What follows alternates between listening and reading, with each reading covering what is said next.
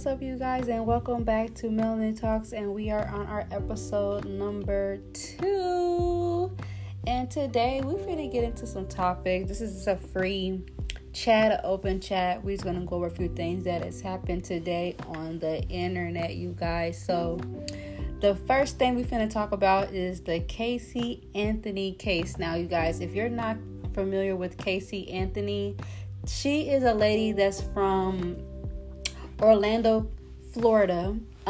She is the mother that was convicted of killing her baby girl, Kaylee Marie Anthony, back in 2008 of June, right? There was a whole big case going on at the time. The baby girl was 2 years old, and her skeletal remains was found in the trunk of her car, right?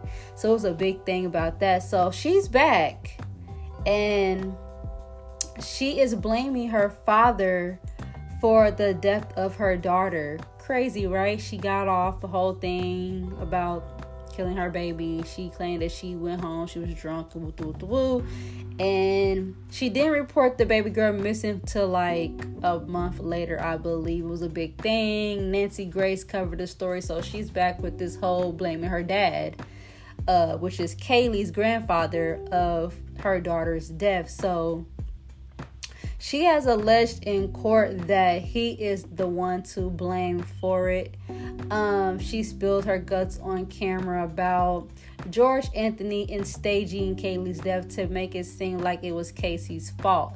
So, kind of weird that she's blaming her dad. Like, what does he have to do about it? But anyway, you guys, she blames him that he sexually abused her and put hands on her.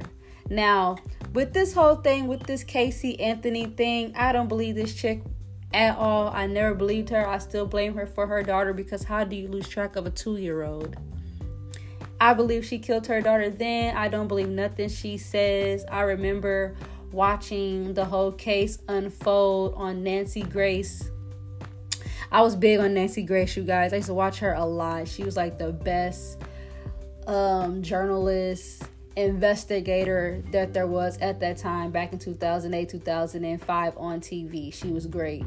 I don't believe this chick at all.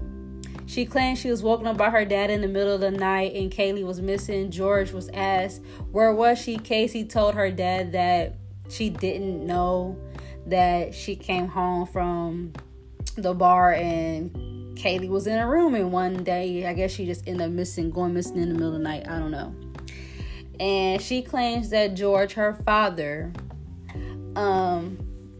was the one that took Kaylee's dead body out of the house in a soaking wet blanket, you guys, in a blanket that is soaking wet in the cold. Casey claims that her dad took Kaylee's body and disappeared, and she don't know where she went with it. Okay, if you guys watch Peacock, there's a trailer of Casey Anthony where the truth lies. So she has like a documentary on Peacock TV of her telling her side of the story years later, after the baby girl has been found with her skeleton remains. So that's with that. I don't trust this girl. I don't believe this girl. And it's like, why you want to wait to now to speak about this? Like, I don't really understand, you guys. Like, I'm lost. I don't trust this girl at all.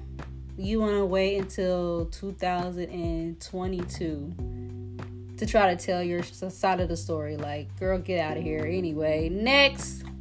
So we're going to talk about Blueface. So you guys, did you guys see that Blueface was arrested for attempted murder, you guys? Like, what's going on with that? So I don't really know. This is just breaking news. I'm just happy to see it as I'm talking to you guys. So apparently Blueface was out with his girlfriend, Krishan Rock, and they was out eating. They was at a Lolo's Chicken and Waffles in Vegas, to where an undercover cop pulled up on them, and 6 to 8 officers were there to arrest him in unmarked cars. So what the fuck does Blueface got going on, you guys? Like, we all aware with his crazy relationship with his girlfriend Krishan. I am a fan of Krishan. I just wish that she will see the power that she has within herself and get away from him. But you know how that goes with toxic relationships. It takes the person to realize their worth. Well, yeah, they said they had executed a open warrant for him. TMZ has obtained legal documents, and the connection to the warrant and the charges are very serious. He is wanted on a felony attempt murder with the use of a deadly firearm or tear gas. And if y'all really see Blueface, he don't even look intimidating. Like, come on now, who is he trying to kill? He's facing additional charges of discharging a gun into a house. So he shot in the house. They saying he shot in a house, a vehicle, in a building, or a crate. So he's been indicted and he's been arrested. So that story's still developing. We don't really know too much about that, you guys. So let's get into the Grammy nominations that had just came out today around around 1 or 2 o'clock. Those have just came out. So you guys, how are you guys feeling about the nominations? We got Glorilla with her first nomination. Glorilla really has came out and really knocked the rap chicks out of the water. Like, she came out of nowhere and just killing it. As you guys know, Glorilla, she is the rapper of FNF, Fuck Nigga Free, which everybody loves that song. I love that song with all her ratchetness. I love her and her deep voice. But yeah, she has been nominated for her very first Grammy for Fuck Nigga Free. Free, Fuck Nigga Free. Yes, and so I really hope she wins that. Like, she really worked hard for that. Of course, there's people on the internet that feel some type of way about her being nominated. And, you know, of course, there's always going to be haters, but she worked hard. So I feel like she got that because she worked hard. Now, on to Beyonce. Beyonce, Miss Queen Bee herself, is the first R&B singer to be nominated for a Grammy 79 times. We're going to round that up to 80. She is the first R&B artist singer to be nominated for 79, rounded up to 80 nominations. So congratulations to Beyonce. But come on now, this is not no surprise. This is the Queen Bee we're talking about. So of course she's going to walk away with a couple of those, if not. I hope she gets album of the year, because that album that she just put out, it is a field maker, okay? Feel good album. You won't break my heart. Yeah, that's my shit. But yeah, on to Summer Walker. Of course, Summer Walker was not nominated for no Grammys, which I feel like she was definitely snubbed, along with SZA and Ari Lennox. Though I feel like those three ladies deserve they deserve a Grammy. I feel like it's long overdue for SZA. I feel like it's definitely long overdue for Summer Walker. She has paid her dues and she has a voice of an angel. Ari Lennox, she still has some work to do, but I feel like give Ari Lennox a couple of more, I say give her like a year or two, and she will be Grammy worthy. Like, her work is so good. Her pen is effortless. Like, she is the girl. So hopefully next year, Ari Lennox, Summer Walker, and SZA will be up for a Grammy nomination. But Summer Walker is feeling some type of way. She is not feeling it. As you guys know, last year she did not win for Over It, and we can understand why. But Over It, the new Over It, definitely deserved a Grammy nomination. It was well put out. It was well organized. She put all her feelings, her heart into it. And she really has some good work in the Over album. what was it? I think it's called the Over It 2 or Still Over It. The Still Over album definitely deserves a Grammy nomination this year, but she did not get nominated, so we don't know what that's about. She definitely was snubbed. Nicki Minaj was definitely snubbed again. At this point, I don't feel like Nicki Minaj will ever get a Grammy. At this point, she's been in the game for how long, and she still is being overlooked. I don't know what it is about the Grammys and Nicki Minaj. They just not fucking with her. I don't know what it is and why she can't get a Grammy. But let's really get into it. Does Nicki Minaj really have a Grammy song? Does she really have Grammy work? I don't know. I'm not really a Nicki Minaj fan. I like Nicki Minaj for her fashion and her podcast. I like Nicki Minaj for that. As far as her music, I'm not really a Nicki Minaj music fan. Now, when she very first came out, when she was brand new in the game and she was hungry and she had that grit, I like Nicki Minaj. But this new Nicki is very lazy, is tired, and I just don't feel like Nicki will ever get a Grammy. So she was snubbed yet for another year. Okay? And you know the Barb's gonna have something to say about that. Lotto, Big Lotto, Miss Lotto herself, she has been nominated for her first 2 Grammys.